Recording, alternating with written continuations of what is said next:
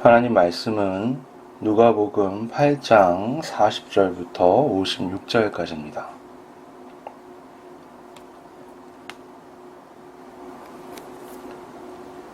누가복음 8장 40절부터 56절까지입니다.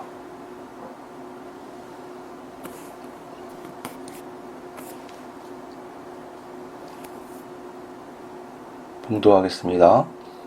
예수께서 돌아오심에 무리가 환영하니 이는 다 기다렸음이로라. 이에 회당장인 야이로라 하는 사람이 와서 예수의 발 아래에 엎드려 자기 집에 오시기를 간구하니 이는 자기에게 12살 된 외딸이 있어 죽어감이로라. 예수께서 가실 때에 무리가 밀려들더라. 이에 12해를 혈루증으로 앓는 중에 아무에게도 고침을 받지 못하던 여자가 예수의 뒤로 와서 그의 옷가에 손을 대니 혈루증이 즉시 그쳤더라. 예수께서 이르시되 내게 손을 댄 자가 누구냐 하시니 다 아니라 할 때에 베드로가 이르되 주여 무리가 밀려들어 미나이다. 예수께서 이르시되 내게 손을 댄 자가 있도다. 이는 내게서 능력이 나간 줄 알미로다 하신대. 여자가 스스로 숨기지 못할 줄 알고 떨며 나와 엎드리어 그 손댄 이유와 곧 나은 것을 모든 사람 앞에서 말하니 예수께서 이르시되 딸아 내 믿음이 너를 구원하였으니 평안히 가라 하시더라. 아직 말씀하실 때에 회당장의 집에서 사람이 와서 말하되 당신의 딸이 죽었나이다. 선생님을 더 괴롭게 하지 마소서 하거늘 예수께서 들으시고 이르시되 두려워하지 말고 믿기만 하라. 그리하면 딸이 구원을 얻으리라 하시고 그 집에 이르러 베드로와 요한과 야고보와 아이의 부모 외에는 함께 들어가기를 허락하지 아니하시니라. 모든 사람이 아이를 위하여 울며 통곡하매 예수께서 이르시되 울지 말라. 죽은 것이 아니라 잔다 하시니 그들이 그 죽은 것을 아는 고로 비웃더라. 예수께서 아이의 손을 잡고 불러 이르시되 아이야 일어나라 하시니 그 영이 돌아와 아이가 곧 일어나거늘 예수께서 먹을 것을 주라 명하시니 그 부모가 놀라는지라. 예수께서 경고하사 이 일을 아무에게도 말하지 말라 하시니라. 아멘. 누가복음 8장에 이제 오늘 마무리가 되는 건데요. 누가복음 8장 서두를 보면 우리가 함께 나눴던 그 좋은 땅에 대한 비유가 나오죠. 좋은 밭은 길가, 돌밭, 가시밭의 어떤 장애 요소를 가지고 있지 않습니다. 길가는 어떻죠? 씨를 아예 받아들이지를 못해요. 돌밭은 싹은 틔우지만 뿌리를 깊게 내리지 못합니다. 가시밭은 뿌리도 내리고 어느 정도 자라지만 가시덩굴이란 장애 때문에 결국 열매를 맺을 정도로 자랄 수는 없게 되죠. 좋은 밭은 뿌리를 내리고 자랄 뿐만 아니라 열매를 무려 100배나 맺습니다.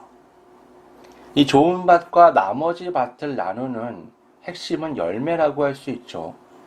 열매를 맺지 못한다면 씨를 뿌리는 이유가 없는 겁니다. 실제 농사에서는 열매를 맺기 위해서는 어떤 환경적 요소가 필수적이죠. 태양의 빛이 얼마큼 쐬고 비가 어느 정도 내리고 토양이 어느 정도 잘 갖춰져야지만 열매를 맺을 수가 있습니다. 하지만 예수님의 말씀은 비유죠. 이 복음의 씨가 열매가 되기 위해서는 단 한 가지만 필요합니다. 그것은 바로 믿음이죠. 열매를 맺기 위한 절대적인 조건이 복음을 온전하게 믿는 겁니다. 길가와 같은 사람은 복음이 뿌려졌지만 뿌려지자마자 사라져서 믿음이 생길 기회조차 없죠. 돌밭과 같은 사람은 잠깐 믿는 것 같지만 시련이 왔을 때 바로 그 믿음을 잃어버립니다. 가시밭과 같은 사람은 뿌리를 내리고 또 그 복음이 안에서 자리를 잡고 그 사람의 삶을 통해서 자라기도 하지만 세상의 염려, 세상의 재물, 세상의 즐거움에 대한 생각에 막혀서 더 이상 열매를 맺지 못하죠. 좋은 밭인 사람은 믿음으로 복음을 받아들여서 끝까지 순종하여 그 복음에 맞는 삶을 통해 인내로 결실을 합니다. 이것이 가능하려면 가시밭에 나오는 세상의 것들, 세상의 염려, 세상의 재물, 즐거움을 대신해서 하나님의 말씀이 그 사람의 중심에 자리해야지만 가능합니다. 예수님의 제자들은 이런 면에서 좋은 밭이라고 말할 수 있죠. 그들은 자신들이 살아가던 모든 삶을 뒤로 하고 예수님의 뒤를 따랐습니다. 그들은 예수님께 좋은 밭으로 인정되는 사람들이었습니다. 그러나 그들이 풍랑을 만났을 때 그들의 믿음은 심각하게 흔들립니다. 그들은 자신들이 제어할 수 없는 자연의 엄청난 힘 앞에서 어쩔 줄 몰라 했습니다. 그들은 자신들의 삶을 뒤로하고 예수님의 뒤를 따랐지만 자신들이 따르는 그 예수님이 얼만큼 대단한 분인지, 그분의 권위가 어떤 것인지, 능력이 어떤 것인지 제대로 알지 못했던 거죠. 예수님께서 일어나셔서 단 한마디로 풍랑을 잠잠하게 하셨습니다. 그리고는 제자들에게 너희 믿음이 어디 있느냐라고 물으셨죠. 그 순간 제자들은 자신들이 어떻게 할 수 없는 엄청나게 거대하게 보였던 그 자연현상을 예수님이 한마디로 제압하시는 걸 보면서 예수님은 어떻게 형용할 수 없을 정도로 거대한 분으로 느꼈던 겁니다. 제자들은 예수님에 대해서 그 예수님의 위대함을 감탄하면서 더 열심히 예수님의 뒤를 따르게 된 거죠. 그런데 이러한 예수님의 위대함을 경험해도 모든 사람들이 제자들처럼 감탄하며 예수님의 뒤를 열심히 따르는 것은 아닙니다. 호수를 건너 거라사인의 땅에 도착했을 때 예수님 무리는 한 광인을 만나게 됩니다. 그는 군대의 귀신이 들린 자였는데 사람들이 쇠사슬로 묶어 놓아도 그걸 끊어버리고 광야로 내달리고 무덤에서 거하는 통제가 불가능한 사람이었습니다. 그는 사람들이 도저히 제어할 수 없는 귀신의 놀라운 신비적, 초월적 능력을 상징하는 존재죠. 하지만 그 안에 있는 귀신들조차도 예수님의 한마디 말씀에 쫓겨나갑니다. 온 마을 사람들이여 그 소식을 듣고 찾아와서 현장을 보죠. 그들이 도저히 어떻게 할 수 없었던 그 사람이 정신이 온전해져서 예수님의 발 아래에 앉아있는 것을 보고는 큰 충격을 받습니다. 하지만 그들의 충격은 제자들의 충격과는 좀 달랐습니다. 제자들이 예수님을 경외하는 마음을 가졌다면 이 사람들은 그저 예수님을 두려워했습니다. 그들은 메시아를 기다리고 있지 않았고 또 메시아와 자신들의 상관이 있다고 생각하지 않았기 때문에 예수님이 그저 두려운 존재로만 비춰지는 거죠. 그들은 예수님께서 나가달라고 부탁을 합니다.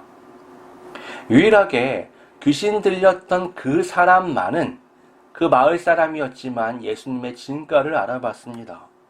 그는 자신의 모든 것을 뒤로하고 예수님을 따르려고 했죠. 예수님이 유대 지역에서도 수많은 이적을 일으키셨습니다. 많은 병자를 치유하시고 귀신 들린 사람들을 고쳐주셨죠. 하지만 모든 사람들이 예수님을 따랐던 건 아닙니다. 예수님과 제자들의 필요를 공급했던 한 무리의 여인들만이 그것의 감사함을 알고 또 예수님이 누구신지 알았던 거죠. 그냥 병이 고치는 정도가 아니라 그걸 넘어서서 예수님을 메시아로 받아들이는 사람들만이 예수님의 뒤를 따랐던 겁니다. 그런 면에서 이 거라사 땅에 귀신 들렸던 사람은 예수님을 바르게 보았던 거죠. 그런 예수님을 그냥 귀신 들리는 능력을 행하신 분, 쫓아내신 능력을 행하신 분 정도가 아니라 자신의 인생을 걸어도 될 만한 영생의 길로 보고 쫓으려고 했던 겁니다. 이어지는 오늘 본문에서도 예수님의 이 믿음의 행진은 계속됩니다. 다시 갈릴리로 돌아오신 예수님은 많은 사람의 환영을 받으십니다. 특히 회당장인 야이로가 예수님을 기다렸는데요. 이유는 그의 12살 된 딸이 갑작스럽게 병으로 죽어가고 있었기 때문입니다. 그는 예수님의 발 아래에 엎드려서 집에 와주시기를 간구했습니다. 본문에 보면 그 사람이 회당장이라고 되어 있잖아요. 그 마을에서 유대인 중 가장 높은 사람이라고 말할 수 있습니다. 그런 사람이 자신의 체면과 사회적 지위, 사람들의 눈총은 상관하지 않고 예수님의 발 아래에 엎드려서 간구하는 겁니다. 그만큼 이 사람은 지금 절실했습니다. 예수님은 그 사람의 믿음을 보시고 그의 집으로 향하시기를 결정하십니다. 그렇게 가는 자리에 엄청나게 많은 인파가 있는 겁니다. 사람들이 많으면요, 어떤 힘의 물결이 생겨나서 제어가 불가능해져요. 90년대만 해도 서울 지하철에는 푸시맨이라는 사람들이 있었습니다. 그 지하철 안에 사람들이 잘 못 타잖아요. 그러니까 밖에서 미는 거예요. 안으로 넣는 거죠, 일부러. 그때 제가 통학을 했거든요, 지하철을 타고. 그 2호선을 타고 잠실부터 시작해서 가다 보면 정말 황당한 일들이 많습니다. 너무 사람들을 안에 많이 밀어넣으면요, 거짓말이 아니라 서서 잠을 잘 수 있을 정도로 내 몸을 어떻게 내가 할 수 없는 상황에 이르기까지 하죠.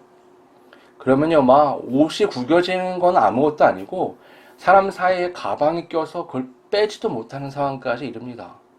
그래서 큰 불평은 하지 않아요. 이 상황 자체가 어쩔 수가 없는 거죠. 지금 같으면 야, 객차를 더 늘리면 되지 않냐?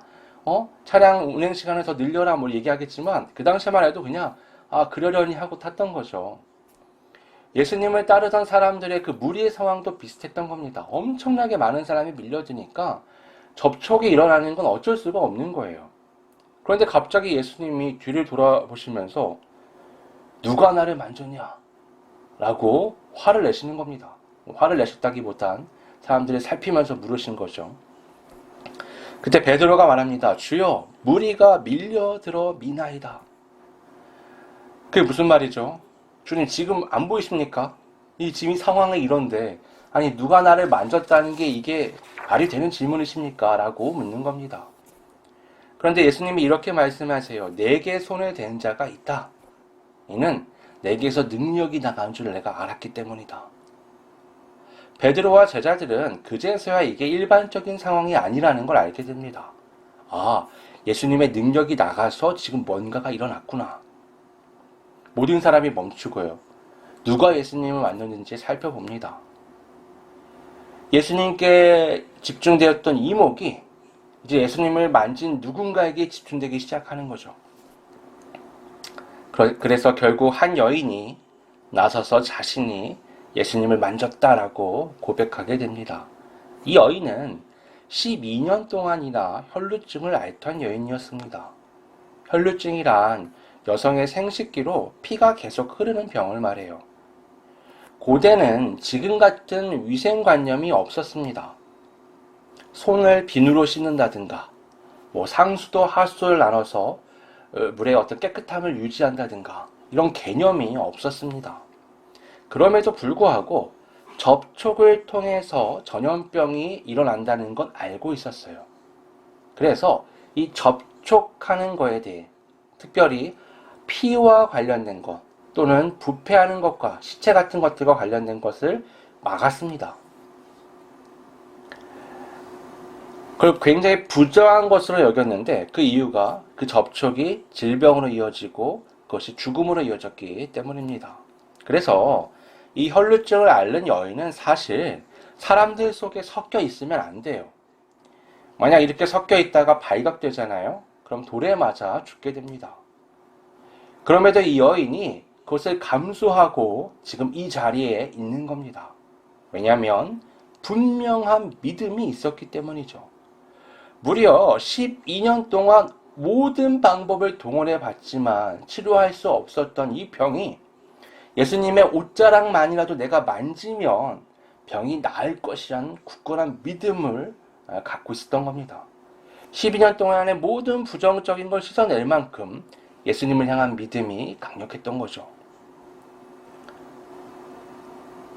그녀는 지금 세상의 모든 상식, 지식, 방법을 넘어서 예수님을 향한 믿음만을 가지고 이 같은 일을 벌인 겁니다. 우리가 여기서 한 가지 생각해 볼 것은, 그러면 예수님의 의사와 상관없이 이 일이 일어났느냐 하는 겁니다. 예수님이 누가 나를 만졌냐 마치 모르는 것처럼 말씀하시잖아요. 그리고 나한테서 능력이 나갔다라고 말씀하시죠. 그러면 이 여인은 분명한 믿음을 갖고 있었고 예수님의 옷자락을 만졌는데, 그러면 예수님의 의사와는 상관없이 이 여인의 믿음만을 가지고 이 병이 고침을 받은 것이냐? 그렇게 봐서는 안 됩니다. 이건 주술적인 행위가 아니에요. 어떤 조건을 만족하면 당연하게 뒤따르는 것이 아닙니다. 우리의 믿음의 대상은 예수님이시잖아요. 예수님은 인격을 가지신 분이시죠. 내가 아무리 믿고 확신을 하고 이것이 옳다고 여겨도 예수님께서 거부하시면 나의 바람은 이루어질 수가 없는 겁니다. 예수님은 이 여인이 찾아올 것도, 옷자락을 만질 것도, 왜 만지러 온 것도 다 알고 계셨던 거죠. 그래서 그 믿음에 맞춰서 그 여인의 병을 고쳐주신 겁니다. 그럼에도 이 여인의 정체를 굳이 밝히신 것은 이 모든 과정이 믿음을 통해서 이루어졌다라는 것을 사람들에게 보여주시기 위함이었던 거죠. 그녀는 자신이 왜 이런 일을 벌였는지, 이 과정에서 어떤 일들이 일어났는지 상세하게 고백을 합니다. 일종의 간증을 한 거죠. 그러자 예수님이 여인에게 이렇게 말씀하십니다. 딸아, 내 믿음이 너를 구원하였으니 평안히 가라. 예수님은 이 여자에게 구원을 선포하십니다. 이미 병이 나았잖아요. 이미 병이 나은 여인에게 또 말씀하시는 거예요. 내 믿음이 너를 구원하였다. 평안히 가라. 이 여인은요, 병고침을 받은 것에서 멈춘 것이 아니라 예수님에 대한 믿음을 고백함으로써 영생의 선물을 받게 된 겁니다. 너무나 놀라운 일이 일어나는 순간이었지만 회당장 야이로에게는 이 시간이 절망의 시간으로 바뀌어버립니다. 예수님의 말씀이 채 끝나기도 전에 야이로의 집에서 사람이 와서 딸이 죽었다라는 소식을 전했기 때문이죠. 이 여인으로 인해 지체되는 동안에 딸이 죽어버린 겁니다. 그런데 이 소식을 함께 듣고 계시던 예수님은 야이로에게 이렇게 말씀하십니다. 두려워하지 말고 믿기만 하라. 그리하면 딸이 구원을 얻으리라. 굉장히 황당한 말씀이죠. 지금 소식을 전하는 자는 아이가 죽었다라고 말씀합니다. 죽음은 모든 희망의 가능성이 사라지는 단어죠. 죽음이 무서운 이유는 죽음은 더 이상 어떤 여지를 남기지 않기 때문입니다. 치료의 가능성, 회복의 가능성, 조금 더 생명을 연장할 수 있는 어떤 가능성도 제공하지 않습니다. 다 완전히 지워버리는 단어가 죽음이죠. 그런데 예수님은 이 죽음의 소식 앞에서 믿음을 말씀하십니다. 예수님도요, 지금 야이로가 느끼는 감정을 아십니다. 그래서 두려워하지 말라라고 말씀하시는 거죠. 우리가 누군가의 죽음을 실감하는 순간이 언제죠? 시신을 맞이할 때입니다. 말로 들었을 때는 잘 믿기지가 않아요. 하지만 내가 집에서 나오기 전에 아프지만 누워있고 인사도 전했던 내 딸이 이제는 싸늘한 죽음이 돼서 내 앞에 있다는 것을 확인하는 순간, 그때 엄청난 절망감을 느끼게 되는 겁니다. 이제 모든 희망은 사라졌고 집에 가는 동안 야이로는 시신을 마주할 것에 두려움을 갖고 가게 되는 거죠. 그러나 예수님은 흔들림이 없으십니다. 예수님은 그런 야이로에게 두려워하지 말고 믿기만 하라라고 말씀하는 겁니다. 야이로의 집에 도착했을 때는요, 이미 장례가 진행 중이었습니다. 지금처럼 차로 왔다 갔다 하는 게 아니까 걸어 다닐 때 시간이 좀 걸리잖아요. 이스라엘의 장례는 죽은 당일에 치러집니다. 그날 바로 묻어요, 사람을. 그러니까 그곳에 있는 많은 사람들이 아이의 죽음을 목격하고 통곡하고 장례를 치르는 거죠. 근데 거기에 있는 사람들을 향해 예수님이 이렇게 말씀하십니다. 울지 말라, 죽은 것이 아니라 잔다. 어린 아이의 죽음 앞에서 통곡하는 사람들에게 잔다라고 말씀하시는 거죠. 그러자 그곳에 있던 자들이 예수님을 비웃었습니다. 왜요? 아이가 죽은 것을 모두가 확인했잖아요. 시신을 확인했기 때문에 이게 무슨 뚱딴지 같은 소리야 라고 생각할 수 있는 거죠. 예수님은 아이의 시신이 있는 방에 베드로, 요한, 야고보 그리고 두 부모 외에는 아무도 따라오지 못하게 하십니다. 그리고는 아이의 손을 잡고 아이야 일어나라 라고 말씀하십니다. 그러자 아이가 곧 살아났습니다. 예수님은 살아난 아이에게 먹을 것을 주라고 말씀하십니다. 아이는 예수님의 말씀처럼 마치 자다가 일어난 아이처럼 먹을 것을 먹는 거죠. 예수님이 제공하시는 생명은 마치 죽음을 어떤 식으로 바꿔서 유령처럼 이렇게 세우는 것이 아니라 정말 실제하게 먹는 존재로서 생명을 가진 존재로 회복시키시는 겁니다. 예수님은 그 부모에게 이 일을 아무에게도 말하지 말라고 경고하십니다. 이 부분이 좀 이상하죠. 왜 예수님은 이 일을 비밀로 하라고 말씀하셨을까요? 그 집에는요, 장례 때문에 수많은 사람들이 와서 통곡하고 있었어요. 이 아이가 살아서 걸어 나가면 수많은 사람들이 그것을 보고 경험할 겁니다. 그리고 조금 전에 예수님이 했던 말씀을 기억하겠죠.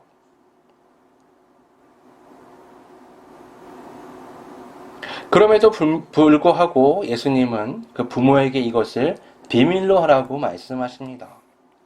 이 장면은 바로 위에 예수님을 비웃었던 사람들을 떠올리게 합니다. 그들은 예수님을 보았고 예수님의 말씀을 들었습니다. 그러나 그들은 예수님의 말씀을 믿지 않았죠. 반대로 야이로와 그의 아내는 아이가 죽었다는 소식 앞에서도 예수님을 끝까지 믿었습니다. 그 결과 아이가 되살아나는 놀라운 이적을 체험했죠. 여러분, 이것은 믿음으로 인한 결과입니다. 예수님을 믿지 않는 자들에게는 이 놀라운 일이 비밀이 되어버리는 거죠. 예수님께서 부활하셨을 때 많은 사람들이 예수님을 보았습니다. 그러나 제자들까지도 예수님의 부활하심을 보고 처음엔 믿지 못했죠. 그들 앞에 예수님이 자신을 만지게 하시고 또 음식을 드신 후에야 그들이 예수님의 부활을 실감할 수 있었습니다. 제자들이 만난 풍랑, 거라사 광인, 혈루증을 앓았던 여인, 죽은 아이에 이르기까지 그들이 경험한 놀라운 구원은 거기서 멈추는 것이 아니라 그들의 영혼 구원으로까지 연결이 되죠. 예수님에 대한 분명한 믿음, 곧 세상의 모든 기준, 상식, 그리고 자신의 고정관념을 넘어서는 믿음으로 예수님을 바라볼 때에 그것을 초월하는 놀라운 역사가 그들의 삶 가운데 일어났던 겁니다. 너무나 중요한 사실은요, 그들이 그 일들을 경험할 때 예수님이 그 자리에 계셨다는 겁니다. 예수님께서 함께 하실 때에 우리 삶에는 도저히 세상의 기준과 생각으로 가늠할 수 없는 놀라운 역사가 일어납니다. 마치 야, 저 죽었잖아. 저 어떻게 잔다고 말할 수 있어? 라고 하는. 그러나 예수님이 계시는 그 자리에선 그 죽음도 자는 것처럼 바뀌어버리는 놀라운 일들이 우리 삶 가운데 일어나게 되는 거죠. 예수님은 인류 역사에서 가장 중요한 십자가의 죽음과 부활을 통해 놀라운 구원을 우리에게 선물로 주셨습니다. 그 예수님을 바라보며 살아가는 우리에게 가장 중요한 것은 그 예수님의 인도하시는 구원의 길을 믿는 겁니다. 아무리 예수님께서 그 자리에 계셔도 예수님을 비웃었던 사람들처럼 그것을 믿지 않는다면 아무 일도 일어나지 않습니다. 그러면 그들에겐 이 놀라운 구원의 역사는 비밀이 되어버리는 거죠. 믿음은 죽은 아이를 사는 아이로 바꾸는 놀라운 기적을 일으킵니다. 여러분, 현상이 변하는 게 아닙니다. 그것을 바라보는 나의 관점이 이 세상에 묶인 것에서부터 벗어나서 하나님의 것으로 바뀌어버리는 거죠. 예수님은 죽음을 생명으로 바꾸는 놀라운 분입니다. 지금 우리는 어떤 상황에 놓여 있습니까? 풍랑, 광인, 불치병, 죽음. 우리의 삶이 아무리 어려워도요, 이 상황들을 넘어서는 어려움 앞에 놓인 것은 아닙니다. 예수님은 이미 나와 함께 하시잖아요. 그렇기에 우리에게 필요한 것은 예수님을 믿는 겁니다. 여러분, 두려워하지 마십시오. 믿기만 하십시오. 믿음은 하나님을 향해 창문을 내는 겁니다. 여러분, 아무리 태양이 밝게 빛나도 창문을 내지 않으면 그 빛은 집 안으로 들어오지 않습니다. 주님을 향한 믿음의 창을 계속해서 크게 내야 하는 겁니다. 그 빛을 받아야 하는 겁니다. 놀라운 구원의 역사가 이루어지는 믿음의 삶이 되시기를 바랍니다. 기도하겠습니다. 아버지 하나님, 누가복음 8장에 등장하는 많은 사람들은 단 한 가지 예수님을 향한 믿음을 가지고 있었습니다. 그 믿음은 우리가 상식적으로 생각할 수 있는 제어가 불가능한 또는 극복할 수 없는 모든 장애와 모든 벽을 넘어서서 영생에까지 이르는 동력이 되었습니다. 우리 앞에 예수님이 함께 하실 때에 그 예수님을 우리 삶 가운데 온전히 초청하고 예수님의 인도하심을 받는 유일한 방법이 믿음이라는 것을 다시 한번 확인하였습니다.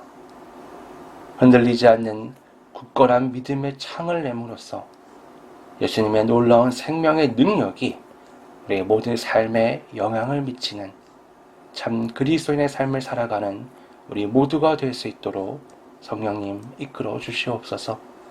거룩하신 예수님의 이름으로 기도드립니다. 아멘.